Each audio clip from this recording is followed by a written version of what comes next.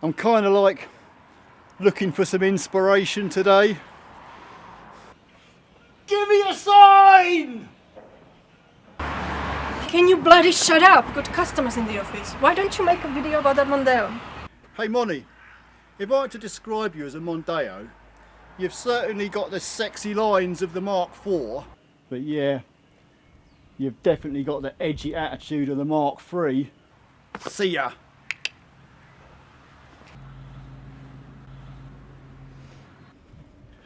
Funnily enough, Moni, you've actually given me a rather good idea.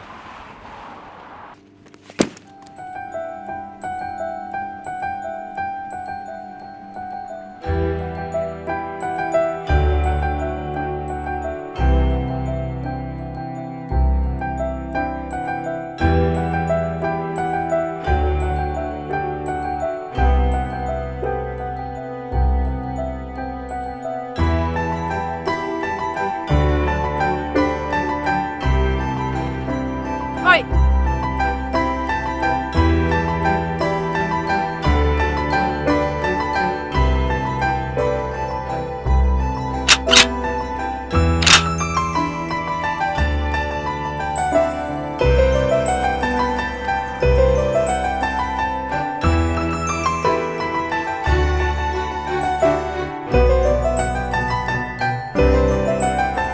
Oh my god!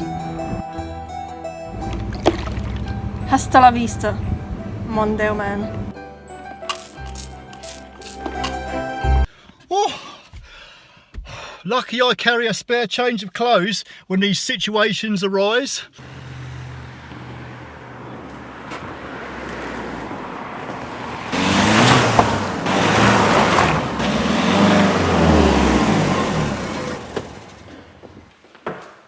Woo!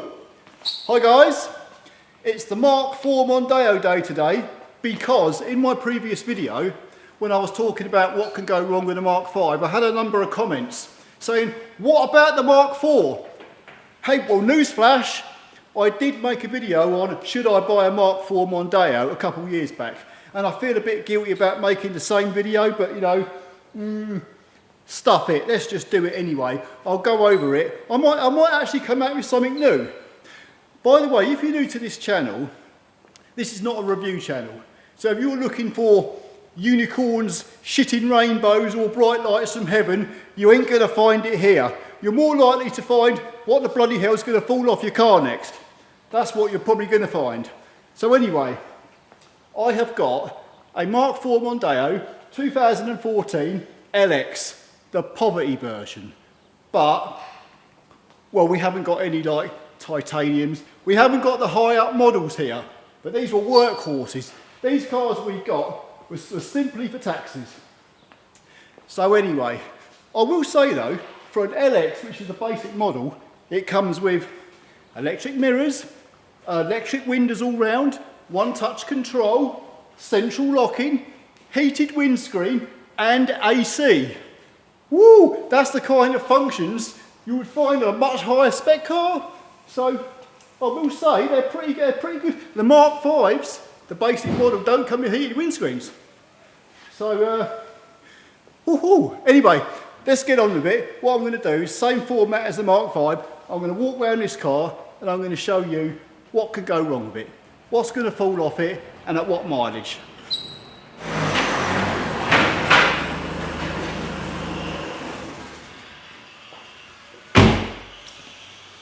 I'm going to start in here and walk around the top half of the car first. I keep getting moved around from bits of the garage because other people need the ramps. But before I start, I'm just going to say, in my opinion, the Mk3 Mondeo was the best, greatest Mondeo ever made. It was made at the beginning of the millennium in the year 2000. What a car. This one followed it in 2007, and this was made from 2007 to 2014, I believe. 7-year run, that's not bad going. But these Mk4 Mondeos, they weren't on the edge. They weren't as edgy as the Mk3. They were more refined, more sophisticated, more chic, more reliable. But there again, You can't have speed and reliability at the same time. Anyway, let's walk around this car, and I'll just, I'm not sort of like looking nothing up. I'm just going to walk off, and off the cuff, I'm just going to say what I think about these cars and what's wrong with them and what I know about them. Do you know, every time they brought out a new Mondeo, the latest one out always looked so much better than the previous one. You take that from like the Mark II Mondeo to the Mark III, it was like flipping heck, what a difference. And then you get these ones which were totally radical compared to the Mark III, although the lines on these are a lot more smoother, more subtle, more refined, more modern looking, you could say, because this was 2007. And even today, when you look at one of these, they might be slightly dated now, but they still look a modern motor car. Anyway, I'm just going to quickly run round it, just so you can see a few things, although there's not much to really say. You take the lines around the window, like the seals and everything. You can get them in chrome and all that, depending what model, what spec model you've got. And another thing I'm going to show you, which I find really nice about these cars, I'll open this back door. When you open the door, it just feels heavy. It feels like a solid door, if you know what I mean. Listen to this. There's no tinniness there. That's like, boom. You know how a car feels good when it feels like well built and put together. I mean, some people might disagree with that, but these cars, they are pretty solid old beasts. And also, the rear lights, the side lights at least, are LED. These were the first Mondeos that actually featured LED lighting. Plastic bumpers though, although everything else on them is, there's no plastic wings on them or nothing. But yeah, everything about the actual styling and the bodywork on them is nice. Even the little touches on the front wings, them little grills, they're cool. I will point out here, the headlights, unlike the Mark V Mondeo, you've only got 2 screws. They're a little bit of like a fiddly to get them out, but once you've got the knack of them, you can change headlight bulbs in these, no problem whatsoever. Also, I'll point out, as I did in my previous video a few years back, try not to have an accident on your front end, because if you hit the passenger side, behind that bumper, you've got your windscreen washer bottle and your PCM. And if you smash your PCM, it's going to cost you an absolute fortune, or you'll have to scrap the car. And I can tell you now, the PCMs in these motors, if I went to ECU testing, they can't do them. They're too new. Even though they're quite an old car now, they can't do them ECUs. And this side, if you were to smash this side, behind this bump, this half of the bumper, driver's front, you've got your power steering motor and reservoir. And I should think that's pretty pricey if you get that smashed. So try to avoid smashing your front end in. They do have quite a big solid bar behind that bumper, but usually when we find when these cars are in an accident, it always seems to miss the crash bar for some reason. Next up, the interior. Here we are then. Shut that door. Inside the Mark IV.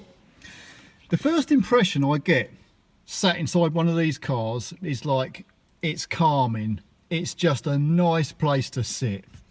Look at that dashboard, isn't that nice? It's got lovely smooth lines. It just looks good. I will say though, this is the basic model, so there's not a lot to it. It's pretty simplistic. If you've got like a Titanium X or a high up model, the instrument pack will be like all singing, all dancing, all computerized, really flashy. This is the bare bones, but they've been pretty good. I've had no complaints about the instrument packs really. They've been working fine. I mean, this one's like 251,000 miles. I will say though, on quite a few of our taxis, these switches, where they get a lot of use, the coating comes off and they look all horrible, so they need changing, but just beware of that. This one obviously hasn't been, for the mileage, it's done well. The radios, they look quite nice, they fit in nice, they look all nice and snug. The heater controls on this, I mean, that's basic. That really is basic. You've got a cigar lighter. I don't know. If you go back to 2007 when these come out, they were, they were quite something. The seats in these cars, they're really snug. They're not the strongest of seats, if you know what I mean, but they do well. I mean, they've held up well over time. We've had a lot, especially the driver's seat. Let me just pop out a minute. Because we have quite a lot of like really big taxi drivers that have been in KFC too many times, they tend to flatten the material. And we've had to, lumbar supports got broken. We've had to take the seats apart and put new foam in them because they get smashed to pieces where the, you know, where the saddlebags are pushing on the bloody seat. But apart from that, they're all right. Electric up and down, still works as well. Isn't that cool? There's your lumbar support wheel. Like I said, they do break. Let me get back in here. Headlight switch, mirror switches, 4-window control. You've got electronic child lock just there. I don't know, everything about these cars is just chic. It's nice. Heated windscreen, glove box, not that much room in there, but actually not too bad. Yeah. There isn't much I can complain about. And I mean, we've had these cars since brand spanking new. This is a 2014 model, and we've still got it now in 2021. It's been a taxi since day one, and it's done all right. It really has. Headlinings, they seem to stay intact. They don't seem to sag or fall down like other cars do. Let me pop out. I'm going to show you one thing though. If I walk around, these we found this on nearly all of these cars. It's the passenger rear. I don't know whether it's just something to do with these cars, but the actual carpets down here, they always tend to break on that passenger rear footwell just in there. They got split. We sent a few, well, back to TC Harrison Ford to have them done under warranty, but they still split after that. I think it was just a manufacturing fault. But yeah, as far as upholstery goes, they have done ever so well. I mean, they won't put up with a fag being dropped on them. They'll still put a hole in them, but they're comfy. You've got like, even like on this basic model, you've got a centre armrest. How lovely is it? Interior lights were pretty smart. I don't know if they still work. Oh, they still work. Cool. Yeah. No real complaints inside here. In fact, I could sit in here on a long journey and go to sleep. Well cushy. They're comfortable. They're nice, smooth, comfortable cars. Oh, just one last thing. It's all flooding back now. These cup holders, just below them, you have your airbag module. And people used to put their mobile phones in the cup holder. And do not ask me how. I'm sure if you look it up on Google somewhere there is a perfectly reasonable explanation for it. But the mobile phones would destroy your airbag module, and your airbag light would then be displayed permanently on your dash instrument pack, and you'd have to buy a new airbag module at great expense. So if you do own one of these cars now, try, well, I guess most people put their mobile phones on little holders up on their dash these days, but yeah, don't put them in there. Up until now, I haven't said anything negative. The reason for that, there just really isn't anything I can say that is negative. They're just a nice car. If you never knew anything about one of these cars and you just got in it and drove it, you would think, wow, what a nice car. That's it. What I'm going to do now, I shall put it on the ramp and we'll take a look at the engine and underneath, and this is where I'll start pointing out the problems, and there have been quite a few.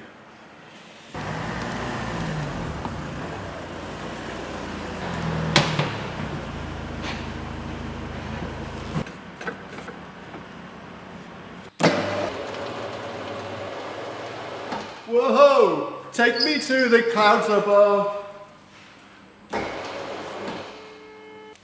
Heave-ho! The front brakes on these cars, pretty much the same as a Mk4. They'll last probably around about 30,000 miles for the pads. The discs should easily do around about 80,000. While I'm here with this front wheel off, a couple things. The front shock absorbers, they do, after a bit of mileage, they can get worn, and you'll like, over light bumps, you'll get like a knocking noise. And bolted right on the top of the shock absorber strut, there's like a bush bearing. So when you're turning your steering from lock to lock, you're going to get like a notchy knocking noise from your steering. And if you put your hand on the spring, you'll have to have the actual car on the ground with the load on it to actually get the best effect. But if you put your hand on the spring and get someone to turn the steering from left to right, you'll actually feel like the jolts in the spring, because that bearing's seized up. The whole assembly can't turn properly, and that's what you get, like donk, donk, donk, donk, donk, like that. Rear brake pads, they're not as good as the fronts. In fact, you'll probably be lucky to get like 12 to 15,000 miles out of these. If you're getting more, you're lucky. The rear discs, however, they do tend to last very well. You'd probably get about 150k out of these. I will point out though, if you're in a hurry and you're changing the rear discs, and I've never made a video changing these discs, maybe I'll do it one day, but once you've unbolted the actual caliper, you can get the disc and it will literally slot out past the carrier, so you haven't got to undo that carrier.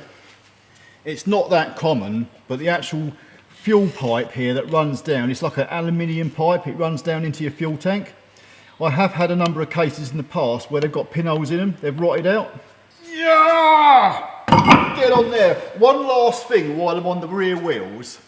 This is quite a useful piece of information. We have had cases where we've had like what sounds like wheel bearing noise at the back. Although the rear wheel bearings on these cars can get knocked out, they do tend to last very well. But we've had other cases where it sounded like it's wheel bearing noise, and it's not. It's been the tyres. The tyres can actually sound like a noisy wheel bearing, believe it or not. All right, hold on 1 minute. Let me just show something here. What's not retracting? What's not retracting? My isn't retracting. Right, what we've got to do, seatbelt, passenger front seatbelt, it's not retracting properly. So what you need is that silicone lubricant. If you get the silicone spray, and you spray it on your seatbelt, like that, I'm telling you now, it'll retract perfectly. This stuff does bloody wonders. There, wow, look, I can't show you. Matt, can you pull that seatbelt out? There, look. Go on then. Look at that shit. Okay, right, let's get back onto this bloody Mark 4. So you want me to star in it, write the theme tune, sing the theme tune? No. Here we go. Let's have a look on the underside. I will start on the driver's front, the same as I did on the Mark 5. I will just walk around the car underneath and try and point a few things out that might be of any interest. Track rod ends, pretty good. Drop links, anti-roll bar drop links, they don't often cause much trouble at all. Bottom suspension arms, like the back bush there, I've never actually changed the back bush. The bottom ball joints, they're pretty good as well. They'll either last forever, or I've had a few knocked out. I don't know if you notice, there's a little tin shield on that bottom ball joint. They can get pushed onto the disc and make a scraping noise. That's happened a lot of times, and the drivers have got like panicked, what the hell's that? Drive shafts, pretty damn good. I've had minimal trouble with drive shafts over the years with these. Very good. What else have we got? Oh, you can see like it's got a brand spanking new lower radiator tray on it, because it's like, once again, being a taxi, they do tend to like running into things. You've got your turbo intercooler up in there, and your radiators and aircon condenser. There'll be a grille shutter mechanism as well. I think this one's probably gone. I will say on these particular ones, once that grille shutter mechanism gets smashed to pieces, you can take it out. As long as you leave the motor connected, it won't bring any lights on, and it won't bring your fan on full either. What else have we got? I'll touch on the clutch here. If this is a 2 litre PSA engine, diesel, the clutches and flywheels on these cars can last over 200,000 miles if you're good on the clutch. As long as you ain't got a club left foot and bloody slip the clutch. But no, they last ever so well. That's a good thing. And I'll tell you something, this car here has done like over 250k, and look at it, there's no oil leaks. That is absolutely fantastic. Right, I shall carry on moving round. There's not a great deal that goes wrong with these cars, I can tell you now. The one thing that is troublesome, if I can actually show it, up there, can you see that nozzle on the exhaust? I know I've covered this in previous videos. That's your fuel vaporizer. Diesel fuel gets squirted into the exhaust and it goes down into your diesel particulate filter there, gets burnt in there and keeps the filter clean. Them nozzles up there, they get blocked up, and when they can't squirt diesel into the DPF, it blocks your DPF up, then you get engine malfunction and God knows what. That is a common problem. And also, while I'm on this point, see them two rubber hoses there? They can get blocked as well. And more to the point, well actually, more than getting blocked, they can get burnt out, especially on the earlier model Mondeos, like 10 and 11 plates. They'll get holes in them when they get burnt out, because they go up to like a little sampler unit. And when they're burnt out, once again, your DPF will get blocked up. So it's just something to look out for. Underneath, there really isn't much. The corrosion is like a non-issue on these cars. I think these are the first cars, the first Mondeos, where you haven't got to worry about rust. There just isn't any. You can see all these. There's 3 temperature sensors on these DPFs. They do go wrong, but pretty rarely. Here's the big one. The old trailing arm bushes at the back. They split, and the actual bush can actually literally almost come out of the arm. It's this one, yeah, just there. See where it's just split at the bottom? That'll have to be done in a while. It depends how bad they're gone. I wouldn't change that one. That's not bad enough yet. But I did do a video on how to change all that. Brake pipes, brake hoses. Most stuff on these cars you just never touch. Like I said, the wheel bearings very rarely. Shock absorbers, never given any trouble. I've had one broken spring. Rear anti-roll bar drop links, they do get knocked out, but once again, there's such a cheap part. Rear brake calipers, like any car, they can go wrong, no big deal. I have had one car, in all the years I've seen these Mondeos, and it was a customer's car, this bottom arm at the back, he brought it in and it was literally rotten. There were holes in it. I couldn't believe what I was seeing. The problem he had was, this is where you adjust your rear tracking. There, see?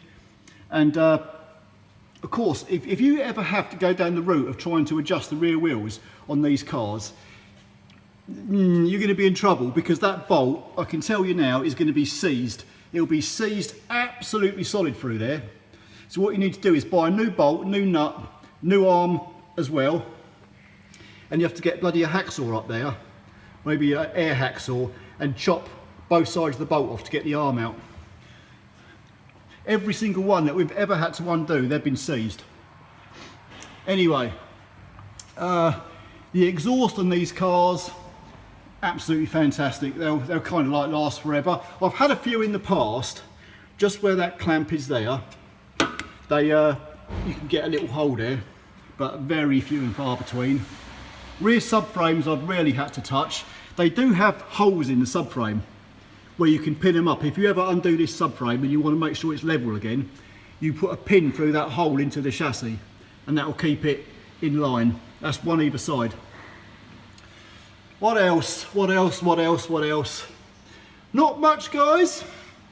They're pretty good old cars underneath. This is the problem. When we've finally got to the Mark IV Mondeo, I haven't really got much to talk about, because there isn't really much to go wrong. I mean, this car, I know it's a 14 plate, but it's still getting on now. It's 2021. Like I said a minute ago, rust is just a non-issue. They're ever so good. But yeah, I think that's probably about it underneath. So what I'm going to do, I'll drop it down and we'll go under the bonnet and talk about the engines. So before I lift the bonnet, I'm just going to take a random year. We'll go for 2011, Ford Mondeo. Look at all these engine variations you've got. A 1.6 Ti VCT, I have not seen one of them.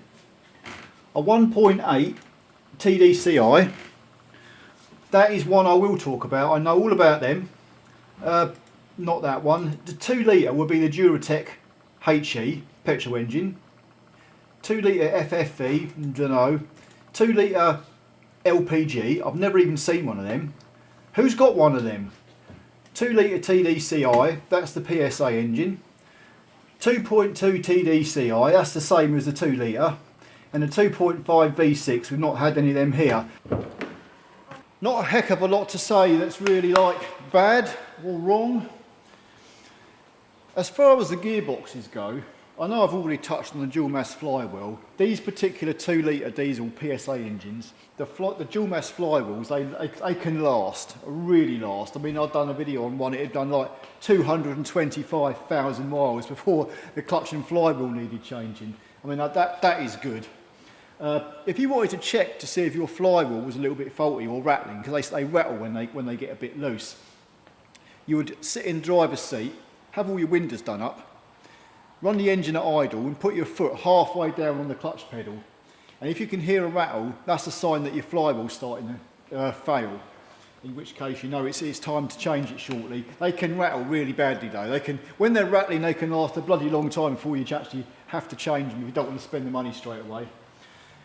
As far as the gearboxes go, they've pretty much been the same box since the Mark 1 Mondeo all the way through to the Mark 5. They haven't changed a great deal. And they've got the same old problems, which isn't a lot by the way. They only really seem to suffer from 2nd and 3rd gear synchros getting knocked out. So they'll crunch as you change from like 2nd to 3rd gear. That's pretty much it. So I would however change the gearbox oil every, I don't know, 100,000 miles, maybe a bit less if you want. We normally just change the oil when the clutch goes, but in some cases that's a bloody long time. And I've heard that if you do change it, people have had problems where, not me personally, but people have had problems where they've had difficult gear changes, they've replaced the gearbox oil and it's cured their problem. So it's worth doing, especially if you've got one of these cars and it's in good condition and you want to look after it. This particular engine in this 14 plate is a 2 litre Duratorque TDCI. It's the Peugeot PSA engine. I'll just take these top covers off so you can see the injectors. Then I'll just run round this engine and just point out a few things that might be of interest. This particular engine, and this is like from 2012 onwards, up until, well, 2014, they started making the Mark 5s. This is by far the best engine in these cars, as diesel engines go. It's not the 2.2, it's only the 2 litre. The 2.2 is rather quicker, obviously, but this is a very nice engine. It's smooth, it's quiet, it's reliable. I'm just going to sort of like run round so you can get a kind of idea. If you never change the headlight bulb, I did touch on this earlier, but there's 2 screws, and then you kind of, there's a way of just pulling the headlight out. They're quite easy. Fuse box, under bonnet fuse box. Air cleaner once every 50,000 miles. Batteries under there, not a problem, everything's good there. I'll start off with the engine oil and filter. Once again, it's like, I mean, I would do these about every 12,000 miles. You can do them a bit less if you like. The oil filter, which is kind of buried down there behind the dipstick, you might look at it and think, oh my God, how the hell am I going to get that out? Well, you have a special spanner, that's what fits down there, and you can undo it a little bit at a time. That tool makes them ever so easy. Fuel filter, I'm surprised actually, because these filters are about twice the size of what goes in a Mark 5, and these do last about 30,000 miles to change them, so once every 3 years or so. Coolant expansion bottle. These cars do not suffer from coolant leaks whatsoever. I mean, I guess they can get leaks, but I can tell you now, it's very few and far between. You compare one of these engines and the cooling system to a Mark 5, you will hardly ever get a leak on one of these. The injectors, this is the biggie. How long will these diesel fuel injectors last? Usually 150,000 miles plus. I've found, especially on these engines, they're getting around about the 200,000 mile mark before they need a full set. And then obviously they're not cheap, they're going to be £1,000 all day long to replace them. I would buy only genuine Ford ones. I've touched on this many times, but the aftermarket ones, I've had a lot of trouble with them. I just don't bother them no more. Pretty much everything else, high pressure fuel pump, they're pretty good, they're reliable, very little trouble from them at all. Brake vacuum pump, they just seem to work perfectly fine. I remember on the Mark 1 and 2 Mondeos, the brake vacuum pump used to be down here, and they were forever going wrong. But these ones seem just last forever. I've never had to change one. If I come round to the old cam belt, that's once again 125,000 mile service interval. The actual water pump on these cam belts, I don't think I've ever had one leak. They last ever so well. These belts, when you take them off at the stated mileage, they still look practically brand new. So they're really good. The alternators, same as a Mark 5 really, they can be like 80,000 miles upwards. They also have an overrunning alternator pulley. So there's more chance of that pulley breaking up and falling off than there is of the actual alternator stop charging. Just another small detail here. I'm going to touch on this, although it probably wouldn't matter if you've got a low mileage car, as long as it's been had the oil changes done properly. But although you've got a rubber cam belt going from your crankshaft up into your exhaust camshaft, there's twin cams in here in this engine, and your two camshafts are joined together with a little chain, which is just through there. You can't see the chain obviously because it's covered over. But if you have if you get one of these cars that's had bad oil changes, that chain can get noisy. It's pretty rare on these. All the cars we've got, I've never had to replace a timing chain on any of these 14 plates. I have had to do them on the Mark 5 Mondeos, which is a similar setup, but these ones have been ever so good. But I have had a few other cars that the same setup, if they don't have the right oil changes, they'll mess the chain up, and there's a little hydraulic tensioner in there as well that operates on oil pressure. It'll bugger that up as well. And that'll be a very expensive job if you have to do that. So I'd listen out for any strange noises around this area. The last thing I'm going to say is, when these engines are running, they should be running absolutely perfectly still. I'll show you. I'll go around to the ignition key. They should start up within the first couple revolutions. And you see that engine? It's running perfectly smooth. If that engine was rocking like that and chugging, you'd soon know there was something wrong.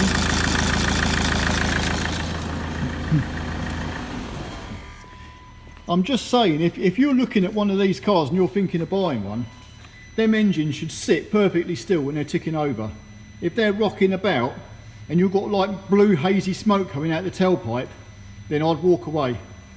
But generally speaking, if they've been looked after, it's the same old story. If you're looking at one of these, look for as much service history as you can, because that'll be a telltale sign of how they've been looked after. If it sounds like a dog, it probably is a dog. So if it walks like a dog and it talks like a dog, It is a dog. You are, yes. thank you. Hang on a minute. Another thing. If you try and shut your bonnet and it won't shut down, there's a high chance, and this is getting quite common on these cars, there's like a cable, bicycle type cable, that connects to the bottom of your bonnet latch. And they're quite prolific. At the bottom of this latch, they'll actually rust and they'll start to fray and eventually break. So if that starts to happen, you can lubricate them, but if you have to change your bonnet cable, they're a bitch of a job to change. Just thought I'd let you know that. I am going to point out here, there have been cases where we've had broken wiring. It could be almost anywhere from under the bonnet to under the carpet somewhere. It does happen. I think the quality of the wiring that they've fitted is not the best, if you know what I mean. But there again, a lot of the wires, they've got thinner and thinner. So, but I will say this happened to us, well, it's happened a few times. Reverse lights stopped working. Upon checking it out, it got quite confusing. It doesn't make a lot of sense, but we worked it out. It turned out to be this, the BCM, body control module. Quite a lot, including like your operation of your rear lights and stuff like that, they all go through this body control module. So it actually does quite a lot of functions. It's difficult to diagnose problems when you've got something like this in the way. What we did was, we got one of these off eBay. It was quite cheap for a second-hand unit. And the good news is, if you do suspect something like this is faulty on one of these, don't worry too much. You don't have to go to Ford to actually buy one. You can buy a good used one. You then take it to Ford garage and they can reprogram this, because this is actually coded to your car. So your Ford will reprogram this to your car for probably, I don't know, 60, 80 pound, but at least it's the job done then. This is totally unrelated, but just check this out. I've just fitted a brake caliper, rear one, to a Mk4 Mondeo, and where the brake hose joins onto the caliper, it's held on with a hose and a banjo bolt and two copper washers. These are the new washers that come with the caliper. Flipping, look at the state of that. It looks like they've been flipping caught in something and just completely destroyed, flattened out. And it's like, I actually know somebody who would have probably just fitted these. Well, we all got one like that. But flipping heck, can you imagine that? Just putting these on and not looking at them. You'd have brake fluid pissing everywhere. Alrighty then. It's Friday, the 16th of July. The heat wave has just begun. Anyway, before I bloody move on from this Mondeo, I just want to point something out. I better touch on the Lynx engine. If you don't know what they are the 1.8 TDCi engines. They basically, these engines have been around since like before Noah's Ark was built. But when the Mark 1 Mondeo came out, they put them in that, and the Mark 2. On the Mark 3, they left them out altogether, and in the Mark 4, they brought them back in again. The biggest mistake they made with those engines, I mean, don't get me wrong, they're good engines, they're proper flipping workhorses, and you'll find them in like the Mondeos, Ford Focus, flipping Transit Connects. They found their way into various different vehicles. Good old engines, strong, bulletproof engines. But obviously, as time has gone on, they've banged more and more emission-related stuff on them, makes them a little bit less reliable. But yeah, what they basically done, and I believe it was after October 2007, they fitted these wet belts, flipping rubber belt that runs in engine oil. And they have been the destruction of many of them engines. Because them engines are if I went back to the Mark 1 Mondeos, they had a cam belt, and they had another cam belt which went from the pump to the crankshaft to the pump, and a cam belt which went from the crankshaft to the camshaft. They've had various like setups, but generally speaking, they'd have a chain from the crankshaft to the high pressure pump or the fuel pump. But they used this wet belt, and it was bloody terrible. And if you've got one of them engines, I made a video on them, okay? They're a horrendously expensive job to change. If you own one of them cars and it's like you want to do that, it's going to cost you £1,000 easily to have that done. No, it's sort of like, that was the Achilles heel of them. I think they only run them sort of wet belts for a few years, then they stopped it just as bloody well. We had a whole fleet of them from like 2008 to 2010, probably about 30, 40 cars, and we changed all the wet belts to chain conversions. And once the chain goes in there, you ain't got to worry no more. The chain will literally last. It'll outlive the bloody car, that's for sure. But anyway, yeah, them Lynx engines, they're pretty good, but they're sort of like, they're only 8 valve. They're a bit archaic now, so I don't think they're really being used anymore. But yeah, if you have got one of them engines, I would phone up and check it ain't got a wet belt in it. If it's got a chain, great. If it ain't, then good luck. Anyway, I'm going to move on now to the Duratec HE engine. One other thing, I know some of you will probably be interested in hearing about the power shift automatic transmissions. Here's the thing, all the cars we have here are manual gearboxes. I have had next to zero to do with power shift gearboxes. Because all our cars are taxis, we just haven't had any. So everything I'm telling you is stuff that I've actually done in the real world. So I don't want to go on the internet and start looking up questions and answers about these auto gearboxes. I'm only going to sort of like talk about things that I've actually had to deal with and I know about them firsthand through real life experience. So, but there was one car, we had one customer here where I changed his gearbox oil in his car, in his power shift.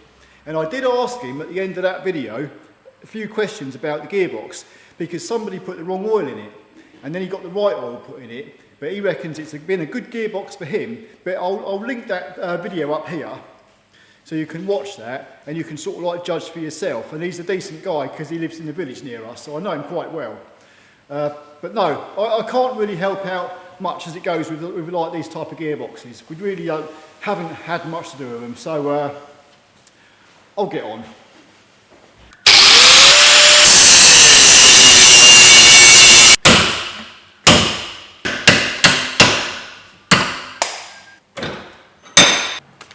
Yeah, boy! Yeah! Look at that!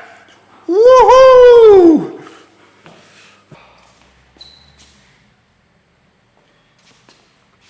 Yes, I know it's a Mark III Ford Potato, but I don't have a Mark IV with a 2 litre Duratec engine in it, do I?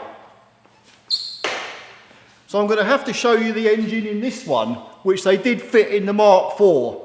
Come and have a look. It's flipping typical, you know. I go up the car sales to get the Mark III Mondeo so I can point my finger at this engine and show you. And as I'm driving it back, the wheel bearing is going. Of course, I have to then abandon the video and change the goddamn wheel bearing. Anyway, it's done now.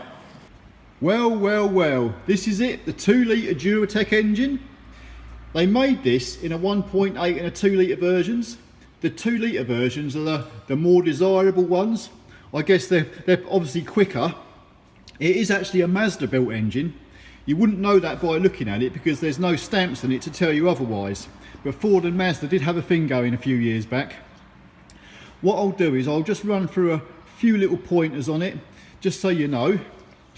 Once you get a few miles on these, like 150,000 maybe, especially if they're not looked after that well, they can burn a bit of oil and you can get like a haze of blue smoke coming out the tailpipe, burning a litre of oil every 1,000 miles. That is their biggest downfall.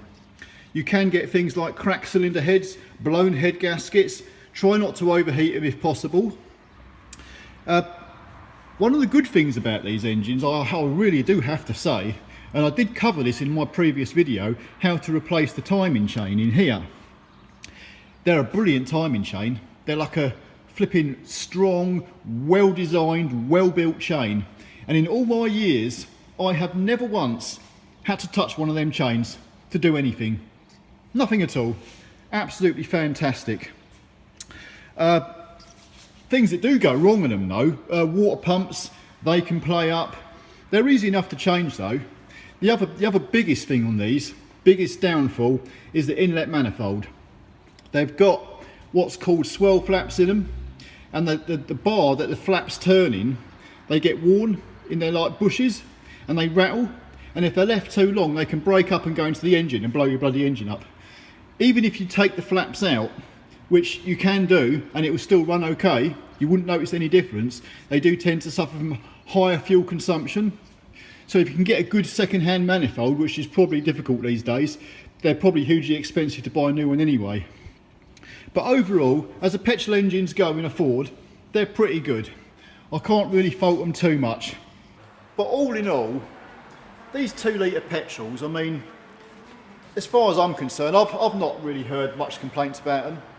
Despite their faults, they're still good engines. And even if you include things like the 2.3, the 2.5 V6 engine, they're proven engines. I call them bulletproof engines. That's what a proven engine is. It hasn't got any major design flaws. They're just good overall engines. As long as they're looked after properly, it's the same old story. Okay guys, my final thought on the Mk4 Mondeo. I am sure they have been loved by many, and they will certainly be missed when they're all gone. The biggest trouble with them now is they're getting harder and harder to find the good ones. There are plenty out there still that have been lovingly looked after. If you can find one of them, you'll have a stylish, bloody super reliable motor car that will serve you very well indeed. Anyway, that's it.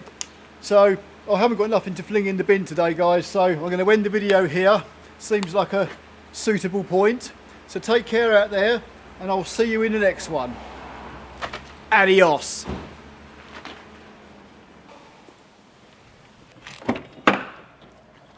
Oh, one last thing. This is just payback. Monica's gonna cop it. Hopefully we can catch her. Right, we've just found her. She's in this Lexus.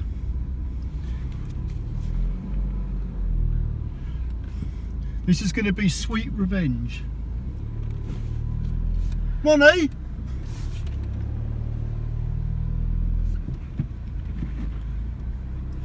Nice car you've got there. Nice car.